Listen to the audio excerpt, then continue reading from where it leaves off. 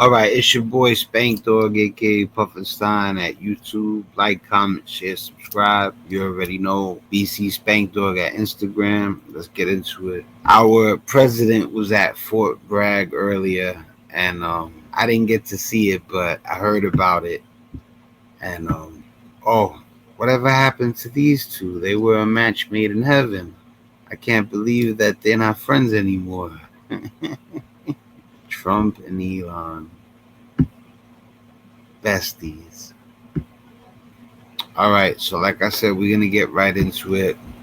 Our commander-in-chief speaks at Fort Bragg, North Carolina, and just loses all reality tests, meaning there are no walls around him to test reality anymore, and he's engaging in insane historical revisionism. He confused World War I and World War II. He doesn't even seem to know the difference between the Confederate States and the Union States. This man knows nothing about the history of anything, yet he goes on stage in front of our armed forces and tries to talk about the history of the military, which is absolutely absurd. And before we even jump into this clip, we'll jump into 1 second. Let me remind you that Trump has shown a repeated disdain for our armed forces, or just a lack of caring.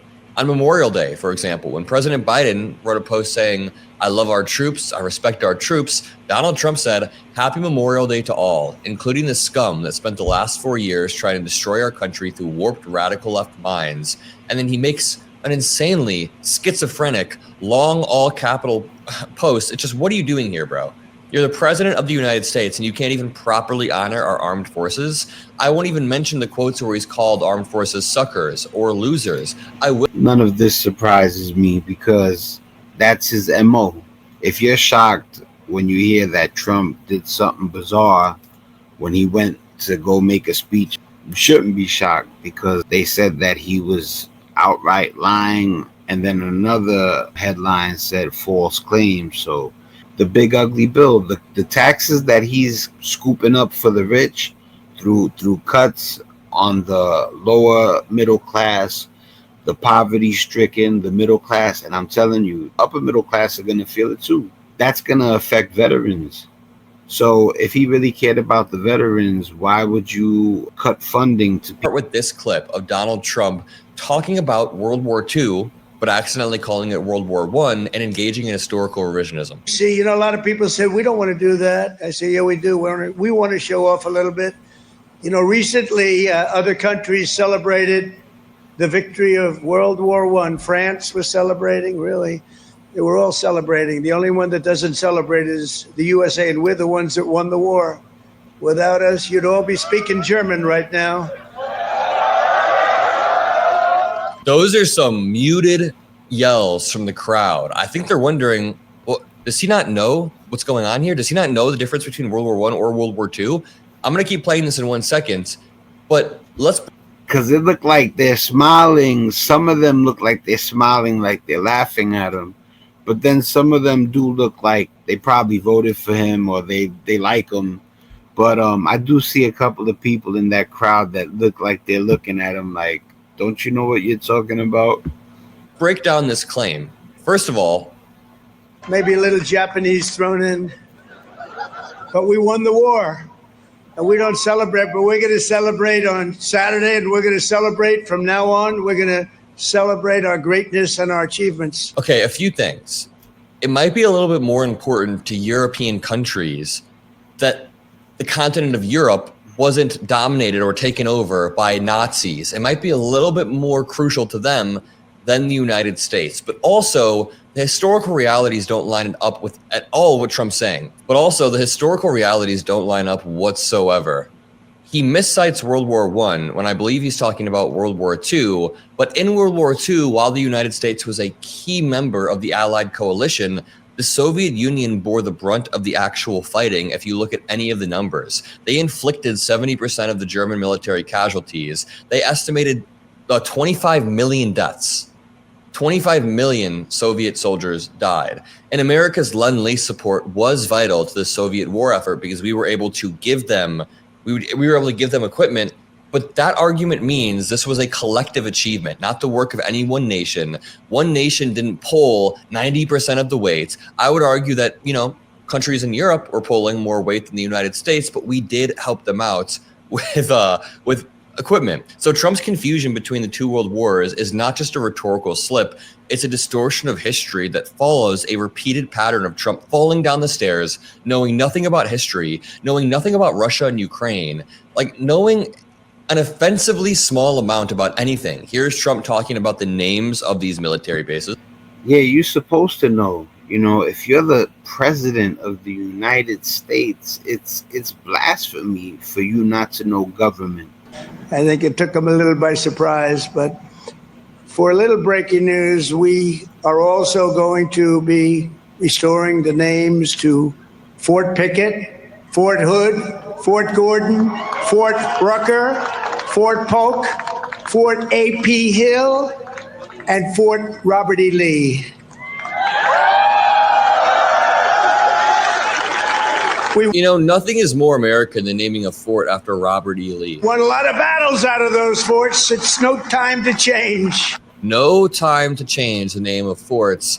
When Trump announces this, he has no clue what the history of these forts are. This would reverse a recent congressional mandate to remove Confederate names from U.S. Army bases. This is a process that was completed in 2023, and the new names honor Medal of Honor recipients and trailblazing Army leaders rather than Confederate-linked names that undermine the progress we've made in this country.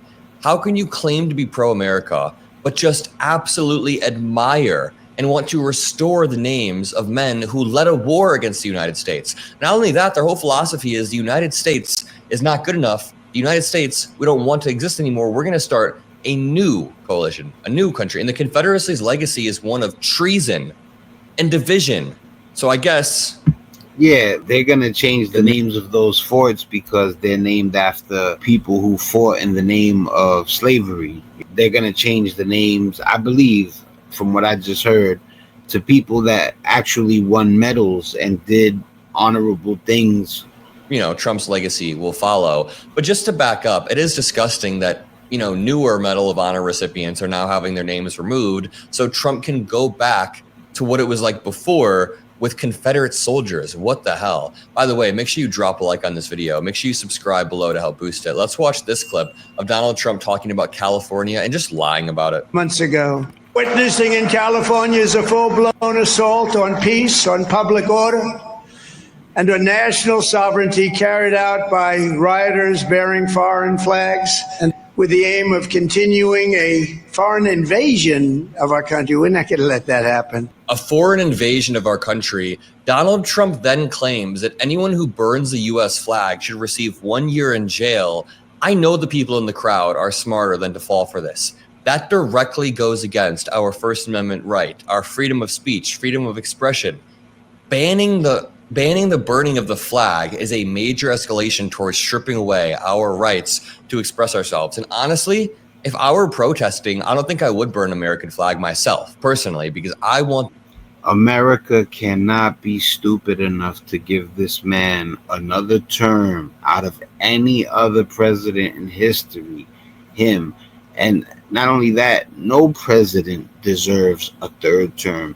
There's a reason why we only let a president have 2 terms. The optics look better. But that being said, we have the right to do that. We have the right to burn whatever flag we want. Them in the cars that are going by, these are animals.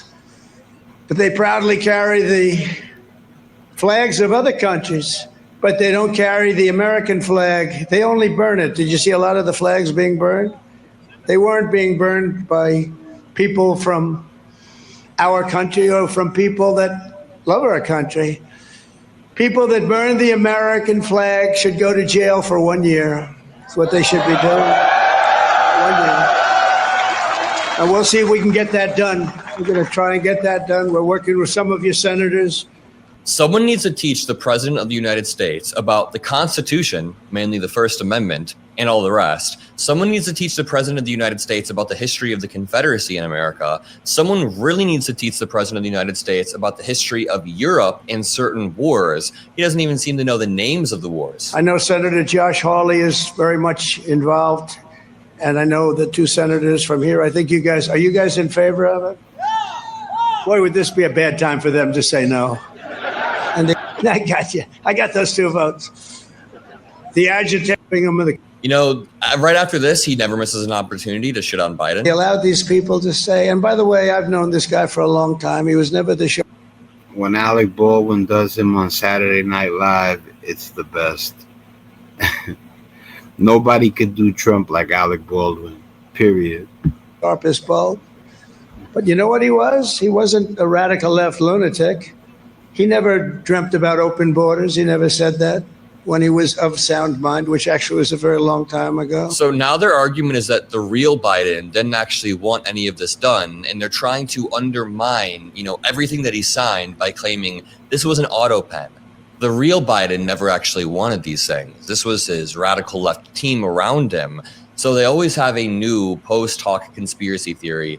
And I think the point is, the people in the crowd, anybody in this crowd who has finished high school will now know that Donald Trump is a complete and utter fool. People in this crowd's applause began to get more and more muted. I will say they do like Trump.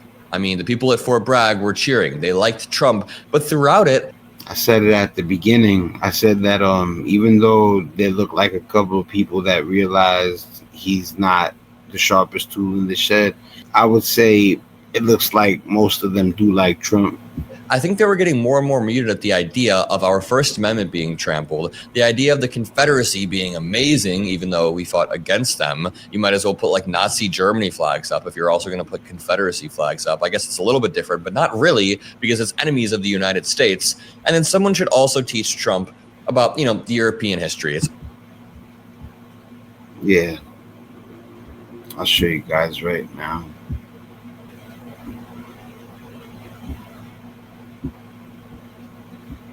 All right, so it says Trump Fort Bragg rant, a declaration of war on, and then fact check, Trump makes multiple false claims to the troops. That's from CNN. Yeah, come on, guys. Like, you don't know already by now,